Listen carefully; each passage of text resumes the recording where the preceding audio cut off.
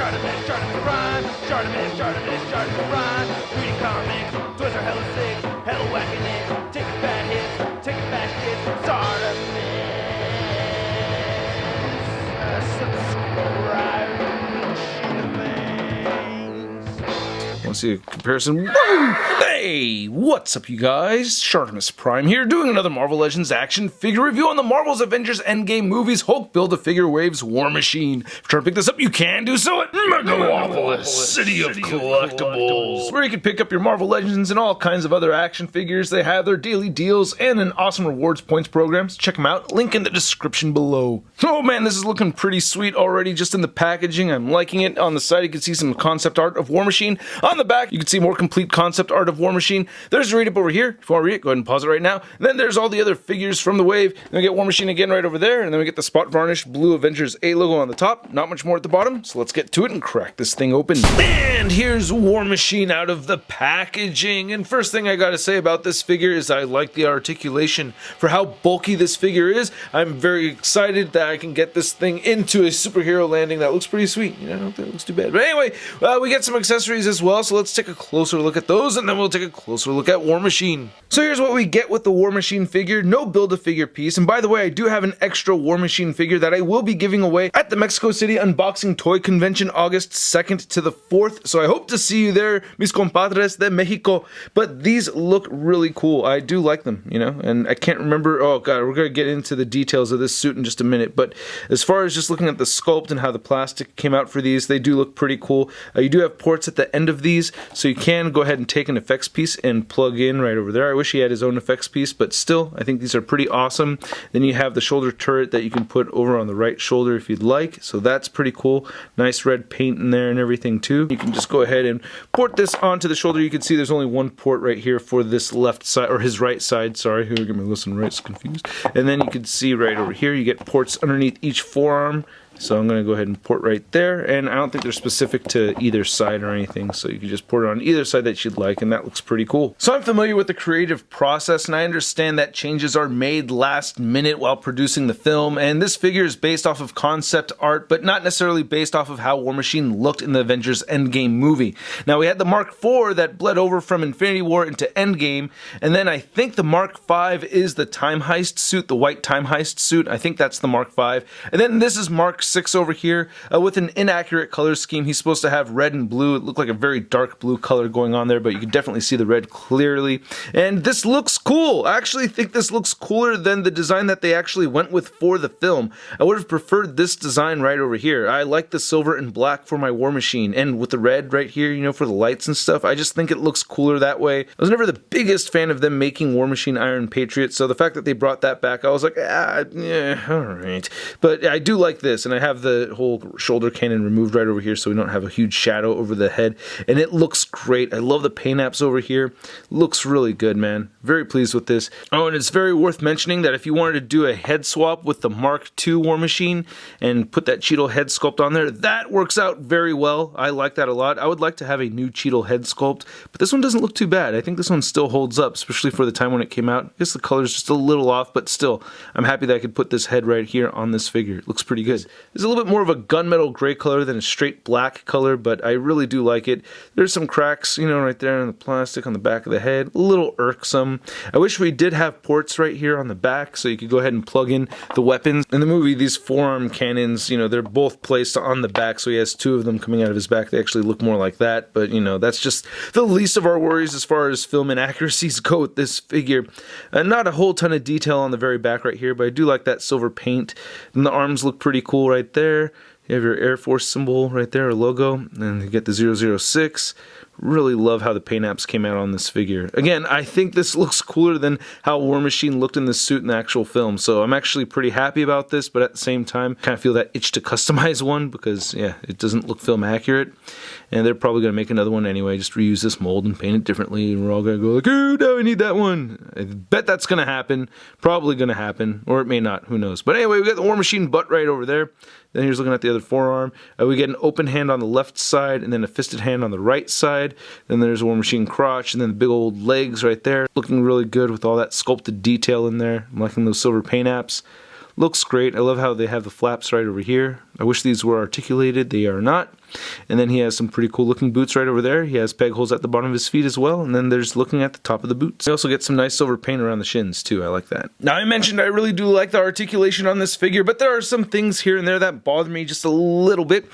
First off, you can't really get the head to look up very far. I guess it's like the most I can really do here. You can try to like squeeze it off, squeeze it off. You just want to pop it off just a little bit so you're halving it. Then you could look up a bit more so that works out okay.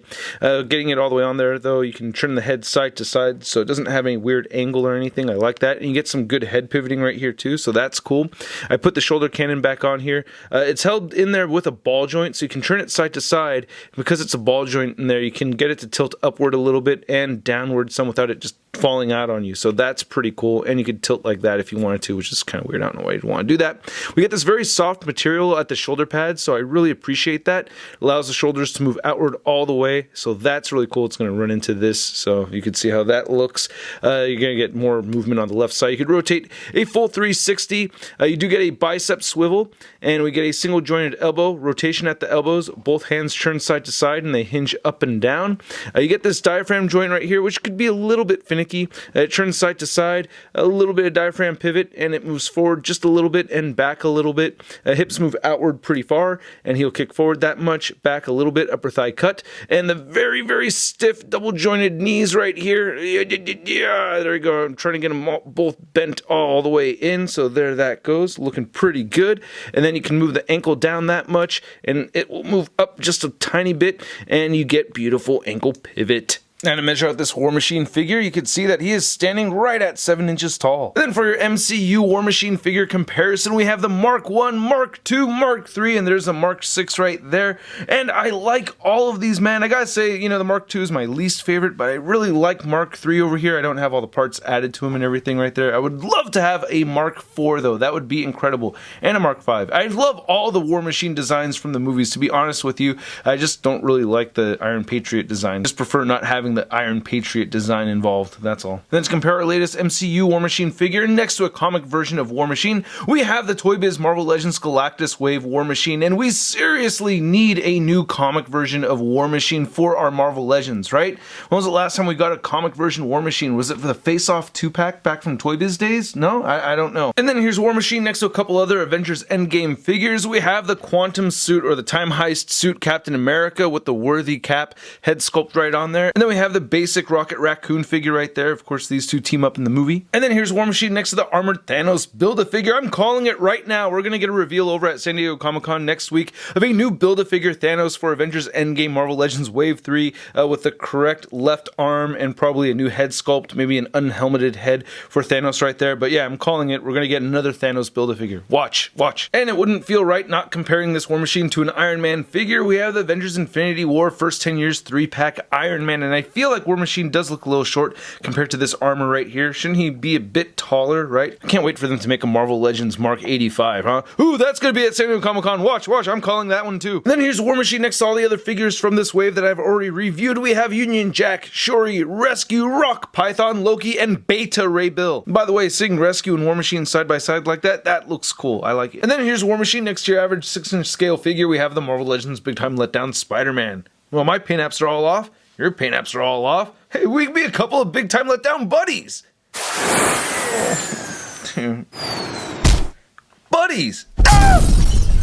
And then here's War Machine all loaded up with a whole bunch of effects that he did not come with, but I think he looks really cool like this on a Mayfex stand with all these effects right over here. I don't know. What do you guys think? I think it looks pretty awesome. And I do like this figure a lot. As inaccurate as it is from the film, I still think it's a very good looking figure. I really do like it. I don't know if I'm going to keep him in my MCU display. We don't have a really cool updated War Machine for the comic versions, and I currently have the Mark 1 MCU War Machine as my comic version War Machine, so I'm thinking this guy may be my comic War Machine for the time being. I think that's what I'm going to do with this figure. But anyway, I like the figure at the price point around 20 to 25 bucks. I'm giving him a stud rating of I love it. I really like it. What can I say? It's a cool War Machine figure. Inaccurate, but very cool at the same time. I'd like to know what you guys think. Leave a comment down below. Hit the like button if you liked the video, and please hit that subscribe button as well as the notification bell if you want to take the extra step in supporting this channel and you want the exclusive content and can enter into the contest giveaways. Check out the Patreon link below. Thanks so much for everybody that signed up. If you want to see the latest in Marvel news, be sure to check out marvelousnews.com, and don't forget to follow me over on the social media on Instagram, Twitter, Twitch, and Stardust. Links to everything in the description below, and I will catch you guys later. Hulk Build-A-Figure review tomorrow. Peace. Posing action figures, I'm posing action figures, I'm posing action figures every day. I'm posing action figures, I'm posing action figures, I'm posing action figures, it's okay. That's crispy.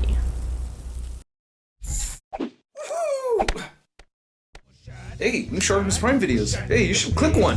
Yeah, click on one of them. Or subscribe if you haven't. Your face, I said my shot in your face, I said my shot in your face.